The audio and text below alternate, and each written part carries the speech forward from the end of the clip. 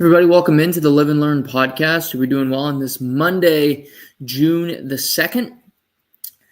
Good to be back with all of you. Off last week, but we are locked and loaded with a 2-podcast week coming up live tonight. We'll also be doing a podcast on Friday, reacting to Game 1 of the Stanley Cup Final, and then getting into Game 2, as well as a big weekend in sports upcoming with a number of different things, including the ending of the French Open. We got UFC 316 in Newark that we'll get into. So that's all forthcoming on Friday.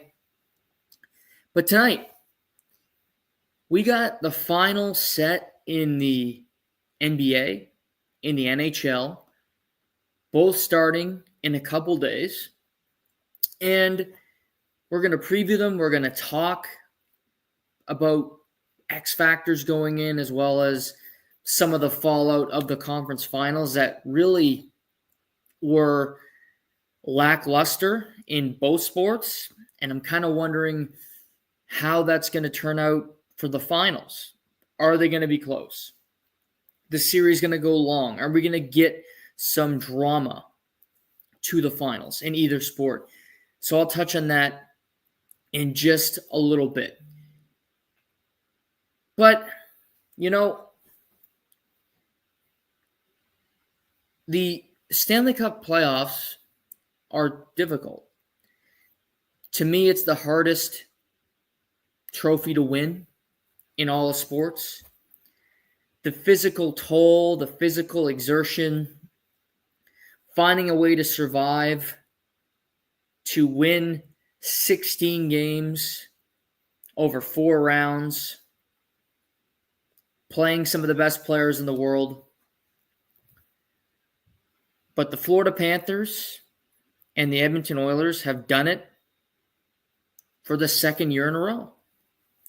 We get a rematch for the first time since 2008-09 between the Detroit Red Wings and the Pittsburgh Penguins. Those were Sidney Crosby's first trips to the Stanley Cup Final, winning in year 2. The end of the Red Wings run, their run of success.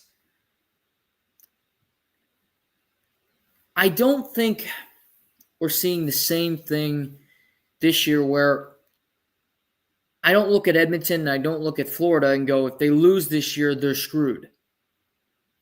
They're not going to get back. Now, to the initial point, it's difficult. It's going to be hard. But Florida has a really good roster. The Edmonton Oilers have the 2 best players in the sport. And there's a lot to like about these 2 teams moving forward. But to me, this year's final it's about legacy. Legacy both ways.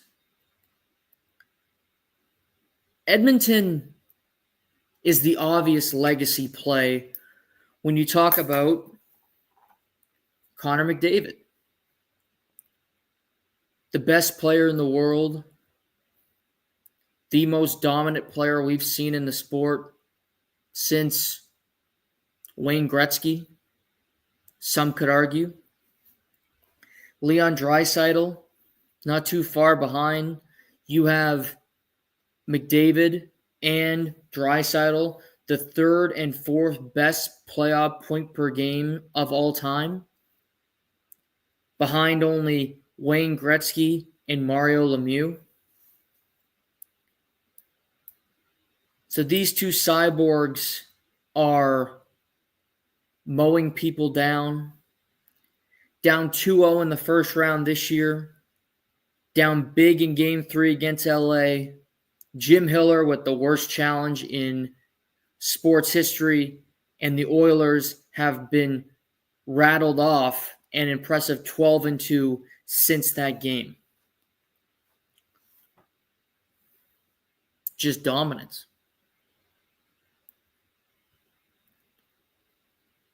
Now, the legacy would be finally Connor McDavid wins the Stanley Cup. Finally, Leon Draisaitl wins the Stanley Cup. They join that echelon of players like Crosby, like Ovechkin, like Patrick Kane, Jonathan Toews, of all-time great players that have the hardware, that have the achievements to back up regular season success, to back up awards. But you also have the cherry on top. You also have the most important aspect of sports, and that's winning at the end of the day.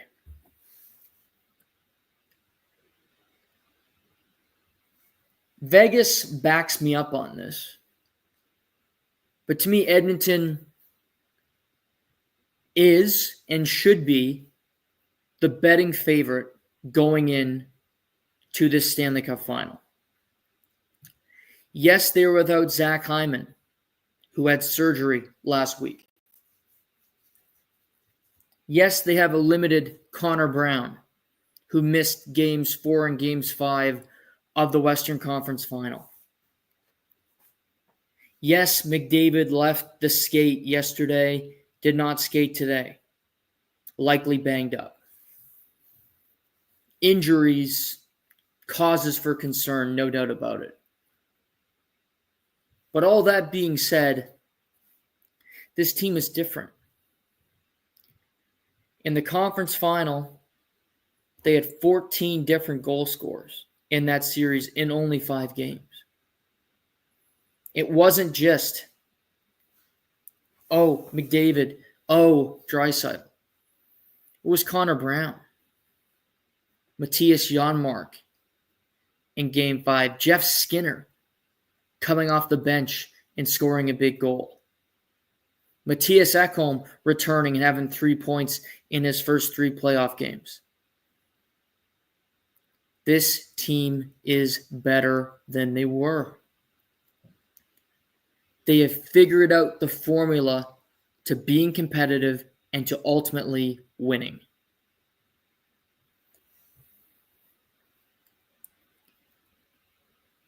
So,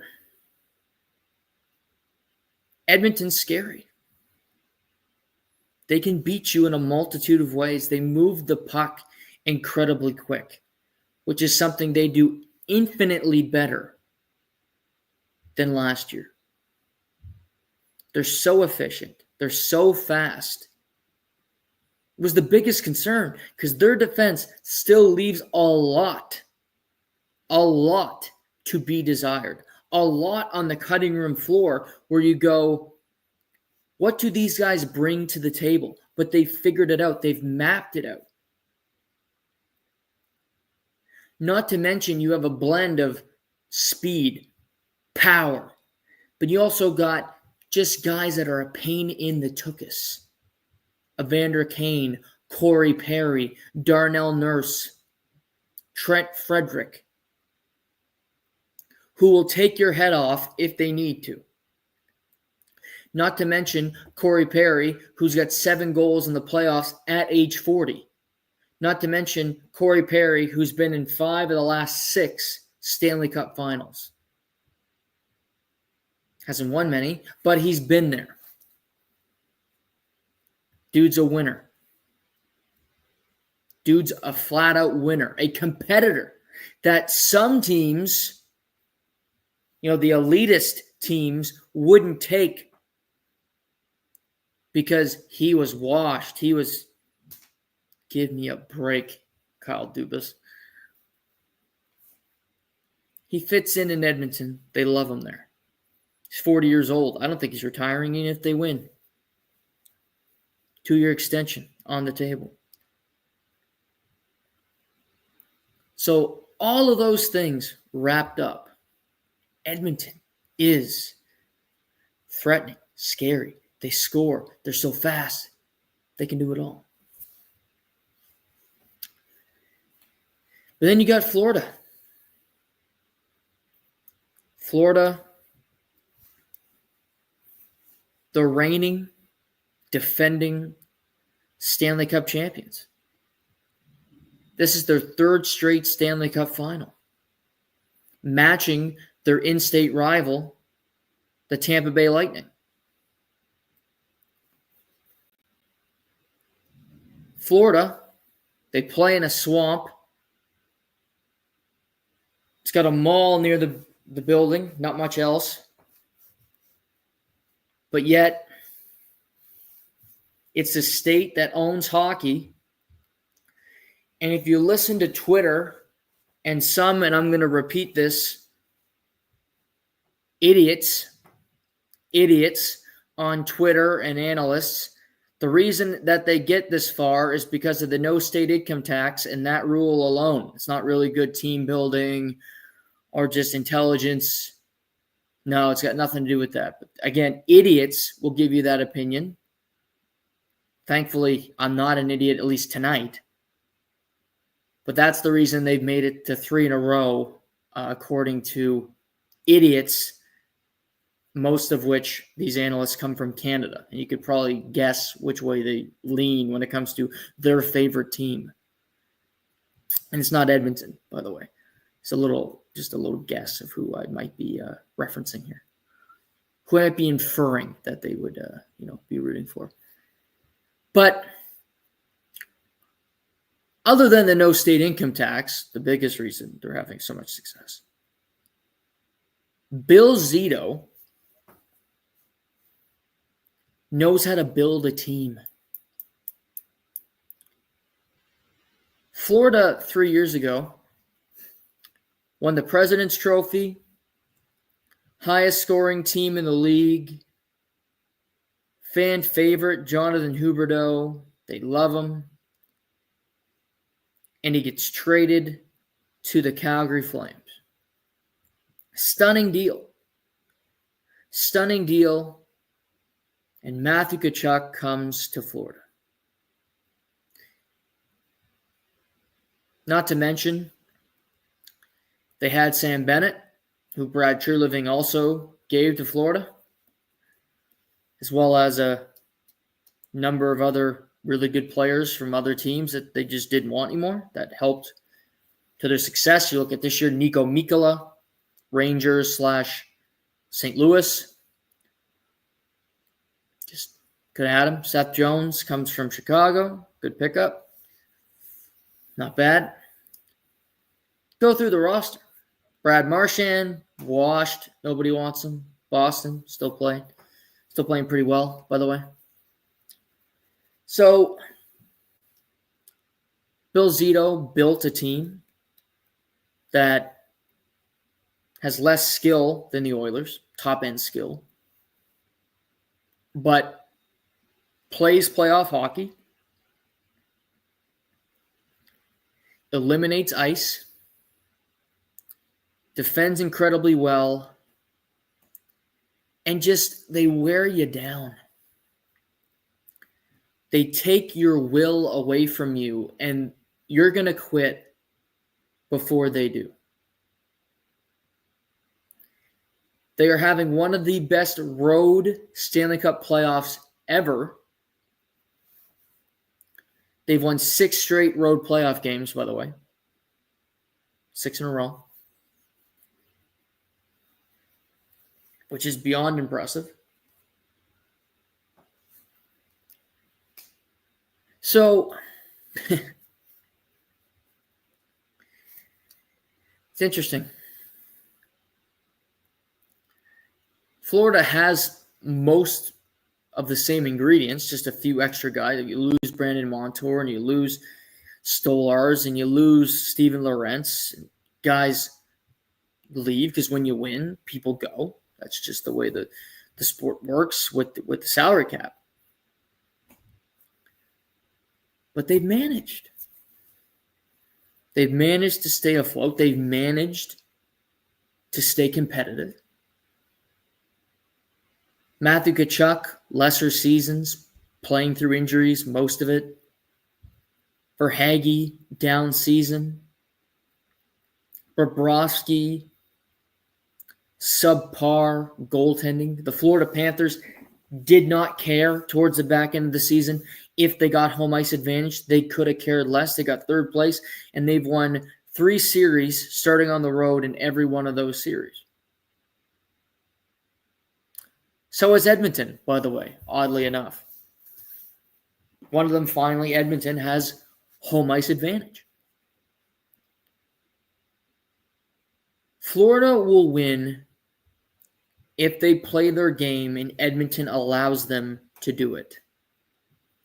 If the neutral zone is so clogged up that there is no ice and it becomes a physical affair where it's create a turnover, get a chance, I think Florida wins that game. Edmonton is more equipped than they were last year to do it, but Florida is better at it because it's their DNA. It's what makes Florida the Panthers. They don't want to run and gun. They don't want to play that game. They want to do what they do well, which is to play the game in a shoebox and force you, the opposition, to play inside those parameters. And it's extremely difficult because Barkov and Lundell and Luosterainen and Tkachuk, these guys defend pretty well. And they're aware of where they should be on the ice. And Forsling and Mikkola, and these guys know what they're doing on the back end. And Bobrovsky, since Game 2 of the Maple Leaf series, has been really good. He's settled in, he's found his game, and he looks like he did last year.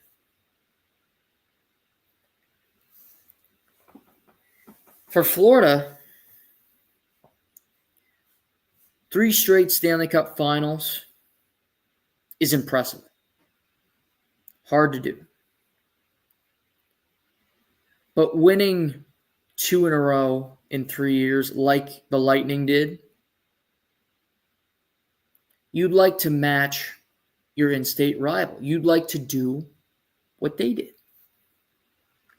Now, as I said, I don't think either one of these teams' window is closed with a loss or with a win. I don't think it's, we finally got one, now we fall off a cliff. I don't see that either way. Because I think Edmonton is still young, guys in their prime. You got the 2 best players. Florida, Sasha Barkov's still pretty good. Reinhardt's really good. Bobrovsky's got another year on his deal. Good defense, locked up. Injuries could take a toll. Absolutely. But I look at the Eastern Conference, and unless the Metropolitan Division gets improves incredibly over the summer, it still very much can be had by the likes of, Toronto, Tampa, Florida. Maybe Ottawa, if they get better quickly. But Florida's still going to be around. They're still going to be a dangerous team. They still can beat most teams in the league next year, I believe. But if you win 2 and 3 years, you join an elite group. Your team is entering dynasty territory. Your team players vault themselves into Hall of Fame discussion. Barkov, Tkachuk. You're in that mix. Marchand's already getting there, if you ask me. But if he gets a second Stanley Cup, it's a lock. It's a lock. Game 1 is Wednesday night. It went 7 games last year, but Florida had a 3-0 series lead, and it got fought back to Game 7. I don't think it'll be straightforward like it was last year. I think it's going to go back and forth. Like last year, I think this series goes 7. But unlike last year, I think the Edmonton Oilers are going to win the Stanley Cup and the Cup drought in Canada, where no teams won the Stanley Cup in Canada since 1993. McDavid gets the golden goal at the Four Nations. He'll be repping Canada at the Olympics in February. I think his success will go to him winning his first Stanley Cup. He's also eligible to sign an extension this summer. I think he's going to stay regardless, but you win that cup, you think we can keep doing this. Let's keep putting a good team around me and Leon. We can make anything happen. So I got Oilers in 7 games. Tight series. Very entertaining. Even if it goes 7, it'll be the Stanley Cup Finals will finish earlier than it did last year. I'll tell you what, one thing I don't like about what they did. Game 1 Wednesday, fine with that. Game 2 on a Friday. Hockey on a Friday is a miss. Nothing screams hockey on a Friday. Saturday, there's no NBA. Game 2 of the NBA Finals on Sunday. I don't know.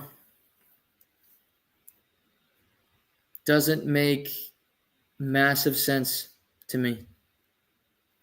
Game 7 would be on a Friday as well. Don't like that. One Saturday in this series. One potential Saturday.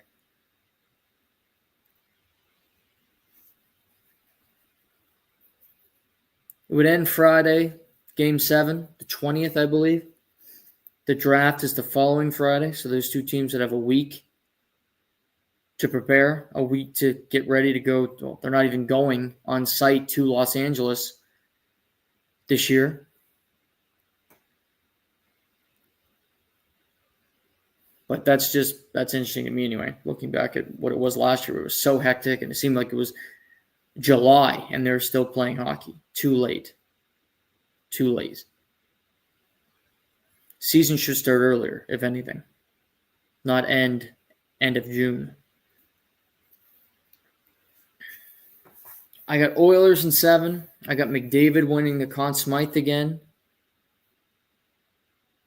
And the Oilers getting some redemption after last year. But this is a coin flip. Florida can absolutely win this series. They are still a great team. They're a tough out, but I just think the Oilers have figured it out. They're a team of destiny of sorts. They're impressing me more and more. I got Oilers in 7.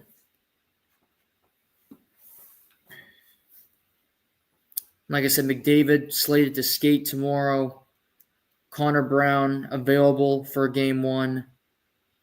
Sounds like everybody's available for Florida for Game 1 as well.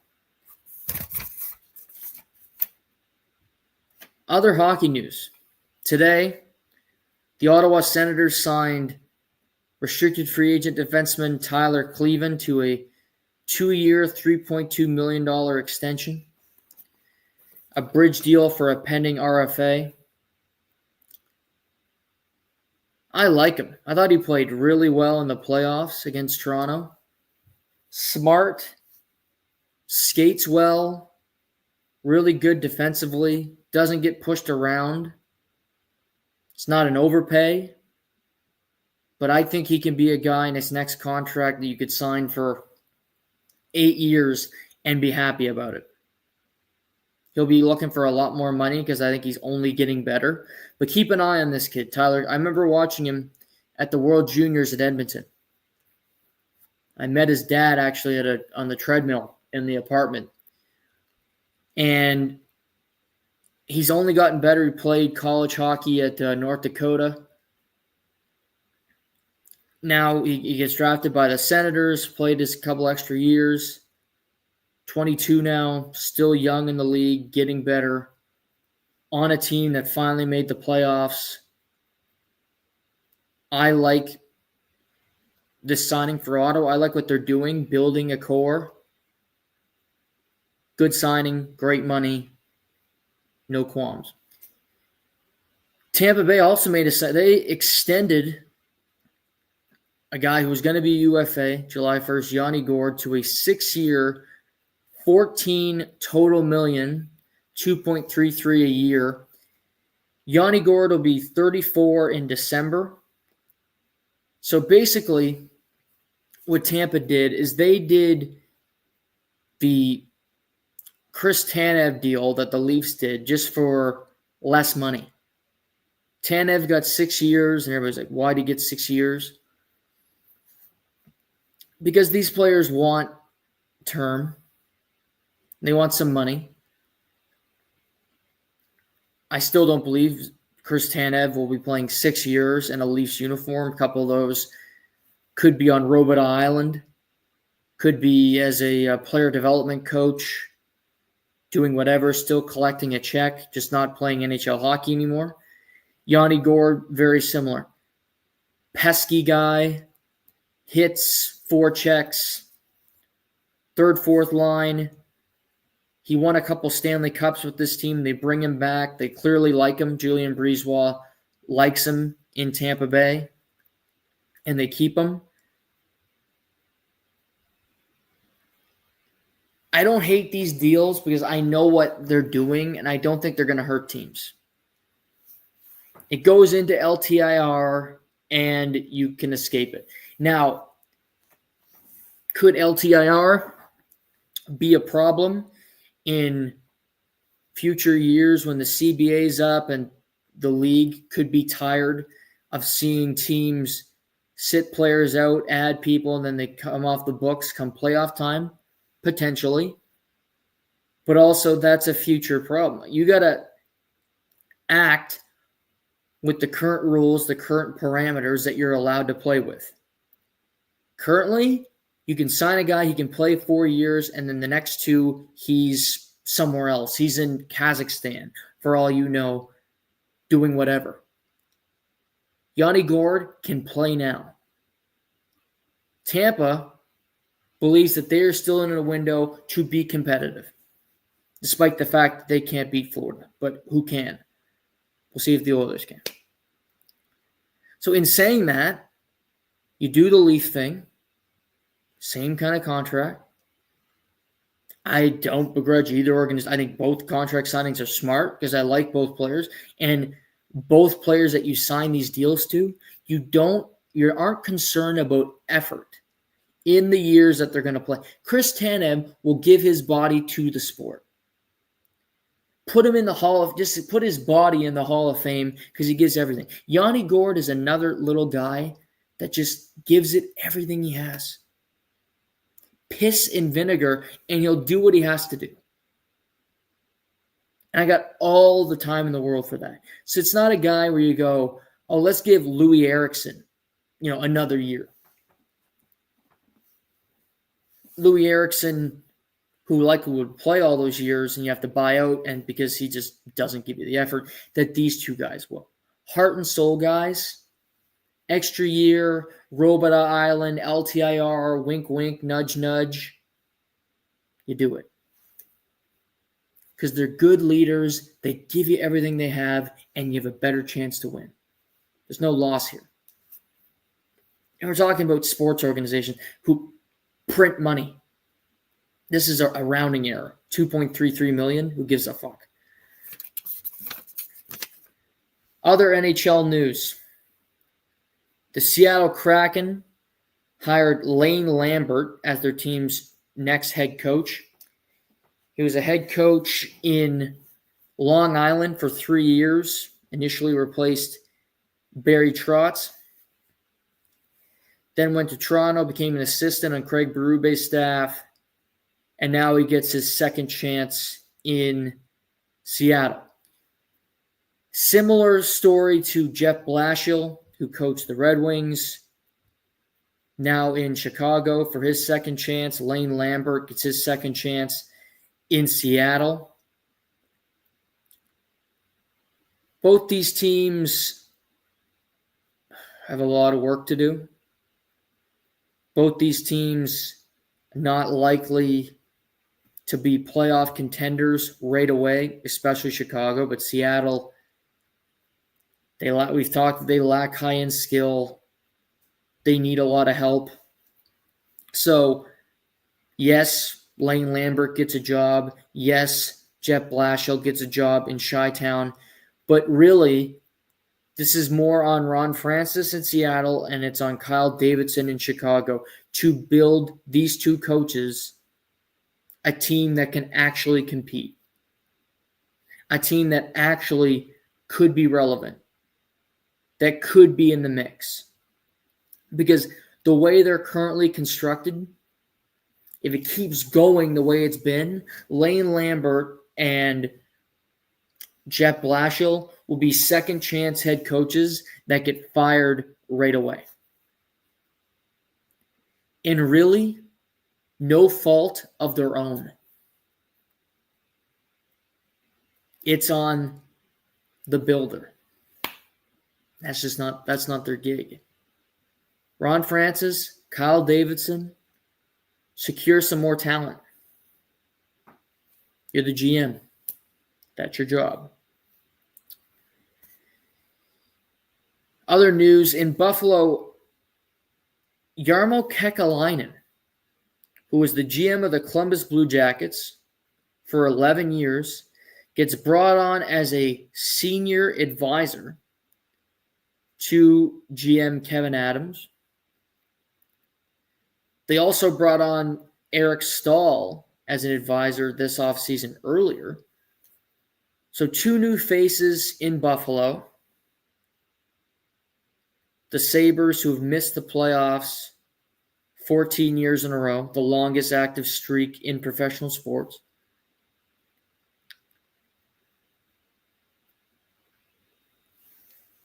Buffalo might be the most interesting team to me in the offseason.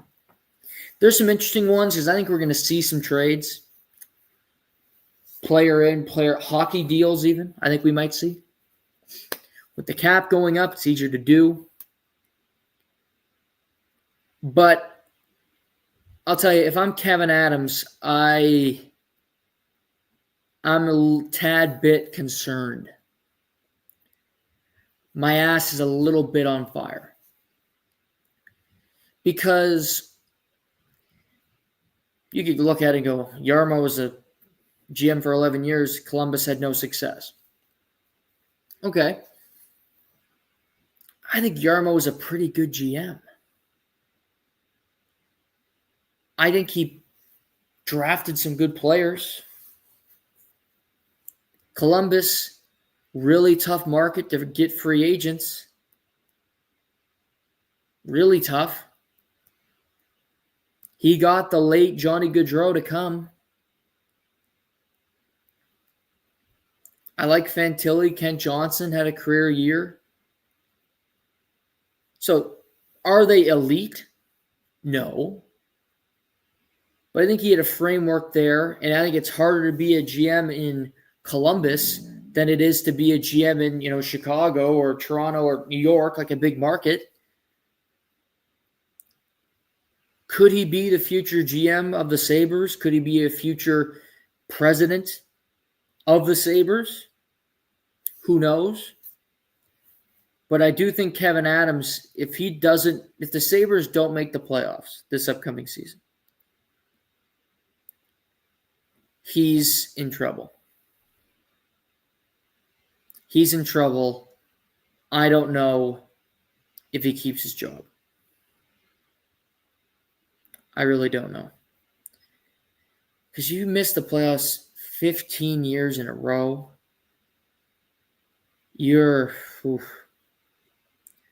not going, and it's hard to keep a job. Fans get pissed off. The barn's half empty because the Bills are playing at the same time, and the Bills are actually good.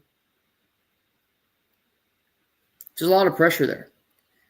But I look at guys like Bowen Byram. I look at guys, they already traded a Dylan Cousins.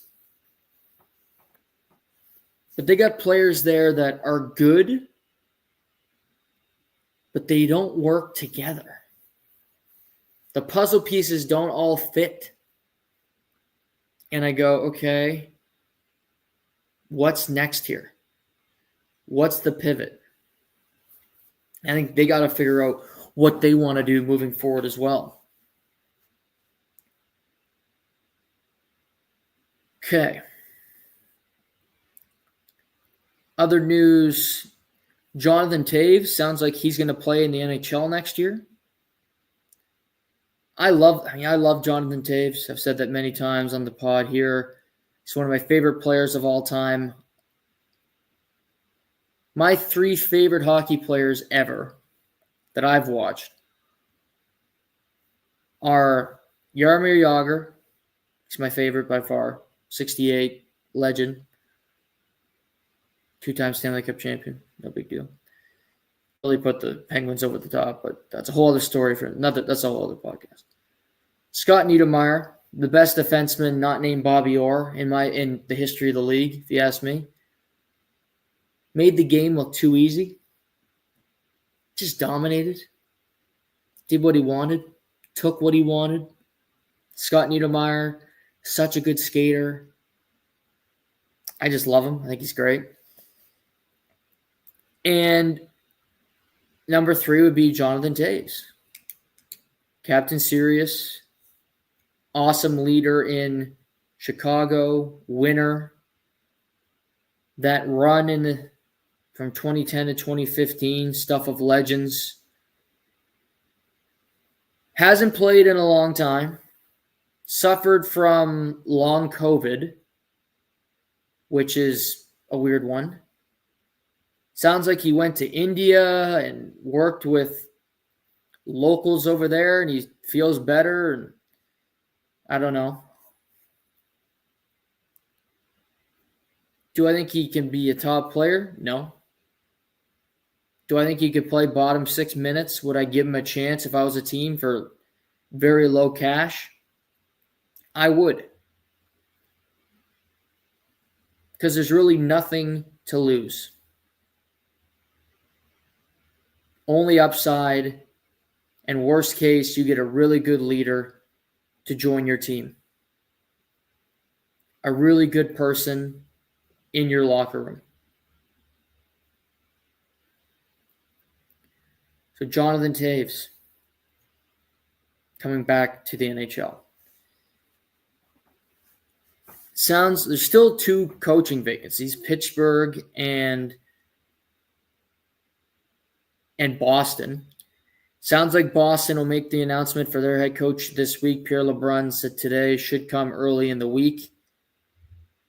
They interviewed a lot of guys, so we'll see what they decide to do. Pittsburgh, I got no idea. It doesn't sound like they're doing much. You don't hear any rumors about people they're interviewing, people they're interested in. Their American League team hired friend of the show, former guest, Brad Malone, as an assistant coach today on the Wilkes-Barre staff. Brought the Oshawa Generals to the OHL final. Now gets an American Hockey League job. Congratulations to Brad, Miramichi, New Brunswick's own.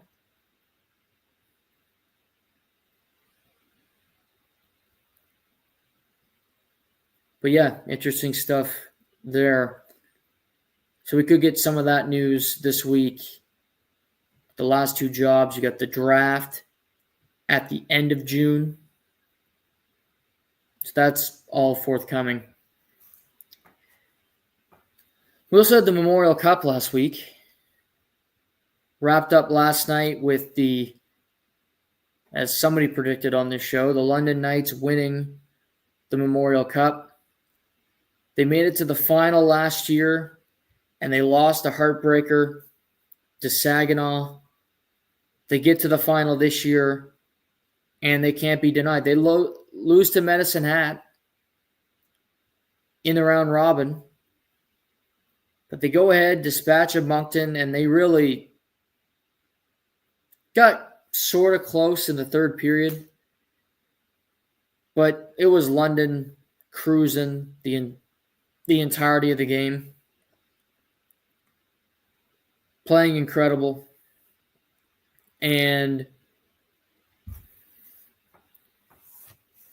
credit to Dale Hunter and what they're doing there.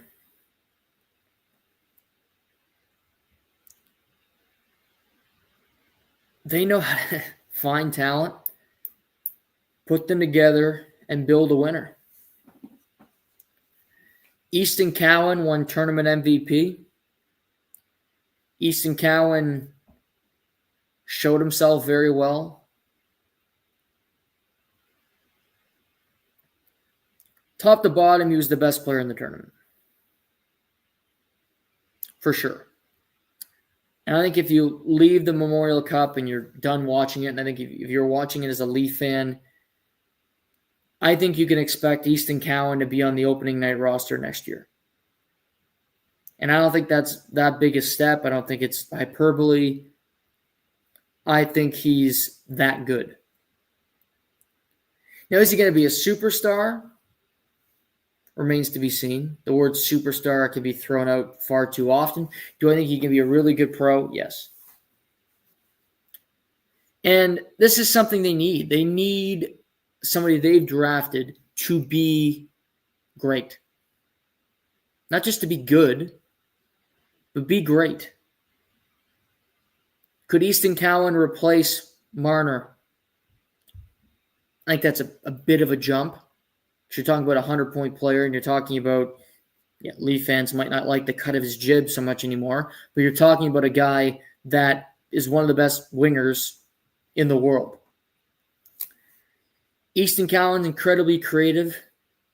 He's a good skater. I think he's got really good hockey just sense of where people are on the ice and how to get them the puck. I think he'll be a better playmaker than a goal scorer at the next level. But he impressed me. World Juniors, and this is where all these tournaments can be very tough to judge because he was awful at the World Juniors. Awful. But in this tournament, he was great. He was the best player on the ice. And London had a lot of good guys. Dickinson was really good. Denver Barkey, an overager, produced really well. They had some, like that Julian kid, a big kid. He can make things happen. Hunter Breweski, a Flames pick. He had a solid tournament. They were just the best team. Top to bottom, the best team. And they won, which makes sense. Their goaltending was solid. Their best players were fantastic. They had goal scoring, firepower. They had it. Now, Moncton didn't win, but close to home, Gardner McDougall, year one in Moncton, gets them to the Memorial Cup for the first time since they hosted back in 2006. Heck of an accomplishment. You ran into a better team in London, and you couldn't get by them. No shame in that. You had an incredible season. You won 34 of your last 37 games entering the Memorial Cup. You had sellouts in Moncton, which was phenomenal to see. You have a top 7 pick in the draft on your roster in Caleb Denoyer. You got guys like Vidicek and Loki Johansson all going to play NCAA hockey. So you've helped them in that, carry out that next opportunity. And I don't think it's over for Moncton. Yes, Rousseau will be gone and Johansson and Vidicek are departing. But Caleb will be back. He's not going to be NHL ready next year. So you have opportunities there. Pacharchik could return. He's a good player. I thought overall he was their best player in the tournament. So is it difficult to compete next year? Is it difficult to try to get back to the Memorial Cup? Absolutely. But is it possible? Yes. But I'm curious. What's going to happen with Gardner McDougall? Is it one and done in Moncton? Is he going to get an opportunity elsewhere and decide to leave the queue after 1 year? Wouldn't shock me. He could be back, but I do think he needs assurances that this team can be competitive again. That this team has a chance, because he's not going to want to run a rebuild in Moncton. He wants to do next year what London did this year, lose when you get to the Memorial Cup and then win it the next year.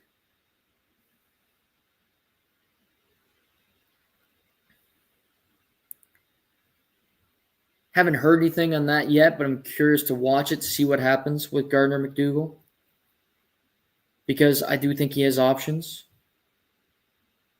And there's a lot he could do at the next level or wherever it might be. His son is running the team, so that might keep him in Moncton. But his son seems to be pretty good at the job. I mean, he built a great squad. Built a great team for his father to coach. But Gardner and that group deserve a lot of credit for this season. Moncton would have got to Memorial Cup regardless. Rimouski was the host. They won the queue. And they got a hell of a team there. Hell of a team, hell of a year. We'll see what happens in the next couple months. But excellent tournament. Gavin McKenna, fun to watch. They come up short in Medicine Hat. Rimouski, tough year to be a host because you had three just great teams around you, and they were the oldest team. Didn't have the most skill, but they battled every game. They gave it everything they had. Just wasn't enough. So before we get to the NBA, I want to talk about just dominance. To put this into perspective, in the last 28 days, the Colorado Rockies have won 3 games. That's right, 3 wins in the last 28 days. Also in that same time period, Scotty Scheffler's won 3 golf tournaments in the last 28 days. He won the Byron Nelson. He won the PGA Championship. He finished 4th at the Colonial, and he wins the Memorial for back-to-back seasons, back-to-back years, yesterday. Jack scores, winning it by 4 strokes. This guy is entering Jack Nicklaus, Tiger Woods territory. The concern was he hadn't won yet. It was April. Well, now it's June 2nd, and he's won 3 tournaments. And he's going to be the favorite at the U.S. Open. And it's a course that's going to suit him very, very well. His putting is fine. And yesterday, he just did his thing. He hit greens and let other people around him self-destruct. Ben Griffin gets close, then Ben Griffin double bogeys a hole. Patrick Cantlay starting to lurk. Patrick Cantlay puts one in the water. Jordan Spieth goes Jordan Spieth. Scotty just stayed consistent, stayed measured, and just finds a way. Finds a way to win. Finds a way to remain consistent. Be successful. That's the Scotty Scheffler approach. It's truly special what he's doing in the game of golf because it's Jack Nicklaus, Tiger Woods level of dominance. And that's such a rarefied air to be in that club with those two guys. The only person to repeat at the Memorial ever is Tiger Woods.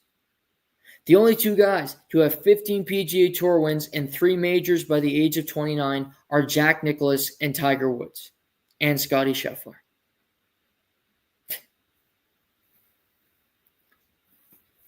He bombs the ball. He's figured out his putting. His short game's so good. And there's great guys. Ben Griffin's having a hell of a year. He won in New Orleans with Andrew Novak in the team event. His first. Then he won at the Colonial last week, and he finished his second at the Memorial. What a run for him. Now 5th in the PGA standings. Hell of a season. Sepp Straka finishes outright 3rd. Has already won twice in the Tour this season. Is phenomenal. But you're not Scotty Scheffler. Doesn't matter. You name the guy. Scotty will beat you if he's playing at his best. Even if you're playing A+ and he's playing B+, still a decent chance he might beat you. That course was playing tough. Everybody was having a hard time, and yet Scotty went under par for the day. Remained confident, stoic, found a way.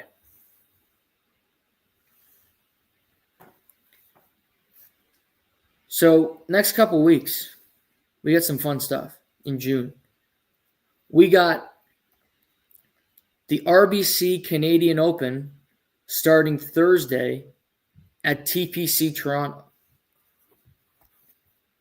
And typically, Canadian Open, not a great field, to be completely honest.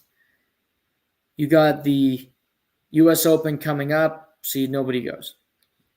Well, this year you got Rory McIlroy, Ludwig Aberg, Shane Lowry, Corey Connors, Justin Rose, Sungjae Im, Nick Taylor, who finished 4th at the Memorial, Tom Kim, Sahith Theegala, Wyndham Clark, Sam Burns, Taylor Pendrith, defending champion Bob McIntyre. A really solid field. Some good players. Ryan Fox, who's been playing really good golf lately, playing this event. Harry Higgs, local favorite. So you get this event this upcoming weekend, which is great because it's in Canada and it's a great field. TBC Toronto will host this next 2 years. Then you get the US Open at Oakmont in Pennsylvania the following weekend. Then you got the Travelers Championship in Connecticut, elevated event. All the big boys will be playing there. Nice course. Home of one Keegan Bradley, Ryder Cup captain. So a really good stretch for golf. Next couple weeks. This is really the nitty-gritty of it. I love the US Open, how tough the course is. It's a lot like the Memorial. That course was brutal. The greens, strewn with people. Thick, rough. I like seeing the best guys that do something struggle to win. Go low to win. That's how it should be. With the U.S. Open, Bryson DeChambeau will be looking to defend, go back-to-back at the U.S. Open. We'll see what happens. But looking forward to that. But a great stretch for golf, and Scottie Scheffler has just been dominant. NBA Finals are also set. They begin Thursday night. Pacers, Thunder. Indiana, first time reaching the finals since 2000. 25-year drought for the Pacers.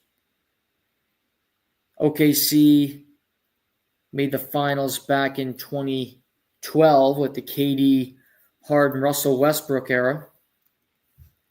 Now they got SGA, the MVP, and Lou Dort, Chet Holmgren. They got a squad, best defensive team in basketball. On paper, and really I think in general, I think the TV people, which is ABC / ESPN / Disney, they hate this finals. They have it on their network, but I think they hate this finals because it's two teams that don't draw great ratings. It's two teams that nobody really cares to see. And you could have had the New York Knicks in the NBA Finals, which always do good ratings. Now, I don't care about the Knicks. I don't care about TV ratings. Oh, it's interesting to see. You can talk about it, but I'm going to watch regardless. I don't need teams in big markets to watch a sporting event. I could give a shit about that. But all that being said, I think this is an interesting final. And I think the basketball will be good. Now, that doesn't mean I think the series will go that long, because I don't think it will. Because I think the Oklahoma City Thunder are elite. They have two basically centers that play in the floor at the same time, that block shots, play really in Chet Holmgren and Hartenstein. You have SGA, who's a throwback, fire an 18-footer, draw a foul and one. Great player in the lane, can pass. Lou Dort, undrafted, great defense, corner threes. Javonte Williams, who's hit and miss but can play, and a bench full of guys that can, Isaiah Joe and Wiggins that can come up and play. But I think these two teams are similar, where the coaches trust the players that they have. Rick Carlisle and the Pacers, they're going to play 10, 11 guys a game. He's going to play Thomas Bryant off the bench, and he's going to play TJ McConnell, and he's going to, bring Obi Toppin's going to play 15, 18 minutes every game. And that's just the way he does it. He plays a team. This era of the big three, and then you have a bunch of hacks like, the Heat with Shane Battier, and I love Udonis Haslem, but UD was a bit piece at best. And Mike Miller off the bench, who was hit and miss. That was their team. They played 8 guys, sometimes 7, and you hope that those awesome guys would not gas out and would help you win. And that worked for the Heat for a while until a deeper Spurs team beat them. And then it kind of worked for the Warriors, who never really played their bench much, and they had a ton of success until the Raptors, with more of a deep team, beat them. And then you just go through it. The Lakers, kind of a deep team, good bench. And you go through the Denver Nuggets. They actually had a bench back then. That's why they won. It wasn't just Jokic and Jamal Murray. So it's not 2-3 guys in the NBA anymore and then nobody else. You're not going to win. That's why the Phoenix Suns never get close to winning. Because they don't build a team. They build individuals. And they market them, and they go nowhere. These two teams play 11, 12 guys on some nights. And here they are in the NBA Finals. Indiana Conference Finals back-to-back years. Halliburton has thrown himself into the superstar conversation. Pascal Siakam, NBA champion, continues to deliver, but just on the Pacers. Can flat out play.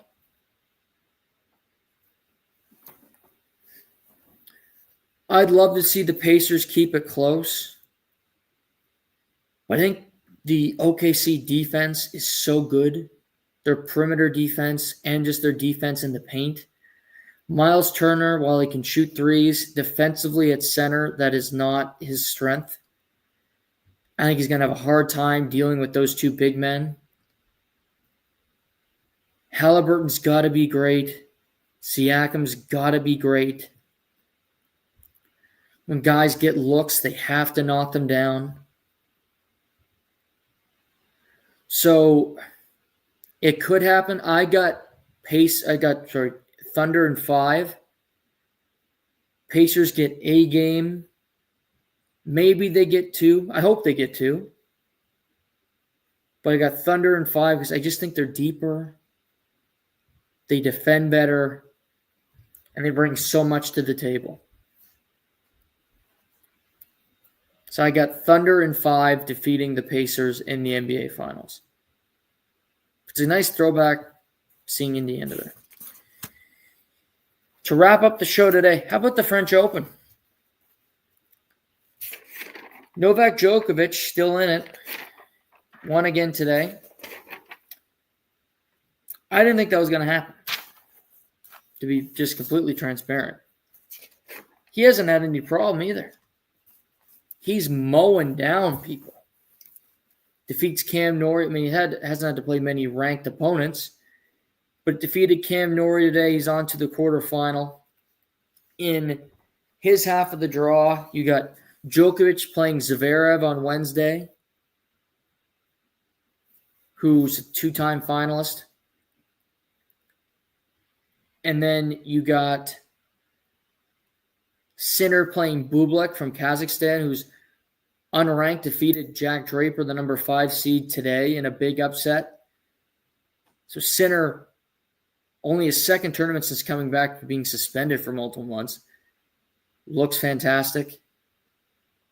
I think Zverev's a tough out. I think Djokovic, Sinner, semifinal. That'll be on Friday, so we'll talk about that then. But could Djokovic win this tournament? Yes, because he hasn't played that much tennis. He looks fine. Credit to him. Other side of the draw tomorrow, you got Musetti, who's great on clay. He's got Tiafoe, the American. You have Alcaraz playing Tommy Paul, another American. Alcaraz played Ben Shelton yesterday. What a match. If you missed it, it was the day to do. It was raining all goddamn weekend because that's what it does every weekend now. But fantastic match, back and forth, tight battle. Alcaraz comes out on top. I think we're setting up Musetti-Alcaraz semifinal. These guys have met multiple times on clay. It's a dangerous opponent for Carlos. But Tiafoe, Tommy Paul, could they cause some problems? You never know. Great run for both those Americans. On the women's draw, tomorrow you got some big matchups. Arina Sabalenka playing Qinwen Zhang. They met in the quarterfinal at the French Open last year. Sabalenka won that match. They also met in the Olympics on clay. Zhang beat Sabalenka in the gold medal. So they have a history against each other. That's 6 a.m. tomorrow morning.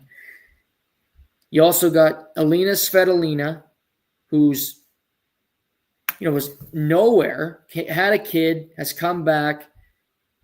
She plays great tennis at the majors. She's got Iga Swiatek, who is a 2-time defending champion. I thought she was going to lose to Rybakina in the round of 16, but she rallied. She lost the first set. Iga Sabalenka would be fun. in the semifinal. I don't know if we're going to get that, though, because both are tough outs for these women. And then you got in the other draw, you have Mira Andreeva, who's 17 years old, but she's the 6th-ranked player in the world. She's in the quarterfinal. She gets Boison, who's from France, local, super popular. She beat Jessica Pegula today, the world number 3, on Chatrier. So you have a couple you wouldn't expect to be this far, and you have Madison Keys playing Coco Gauff in the other quarterfinal. So 2 American women. Madison Keys having a hell of a year. Final at Indian Wells, lost to Sabalenka, won the Australian Open. Now in the quarterfinal for the first time here at the French, playing Coco Gauff, who's in her 5th straight French Open court. I think it's her best surface. She's never won a French Open. This is her best chance this year because you don't got to play Sabalenka. You don't got to play Swiatek before the final. But Madison Keys, confident, playing good tennis, tough matchup. So we'll update all of this on Friday's program. Also on Friday, we're going to talk about UFC 316, which is coming up this Saturday in Newark. We'll also dive into the Colorado Rockies, who are 9-50 on the season. They have lost 22 straight series. I think it's the 3rd longest stretch ever to start a season. We are into June. They are on pace to have the worst record in Major League Baseball history after it was just last year the White Sox did it. And they are on pace to have a much worse record. They've already fired their manager. They've already a bunch of stuff. They do have the Marlins this week, who also stink. So maybe they'll get some wins. Maybe they'll win a series down at Lone Depot. Thanks for hanging out tonight. Good to be back. We'll be back on Friday morning. Until then, take care. I'm your host, Noah Warren, and this is the Live and Learn podcast.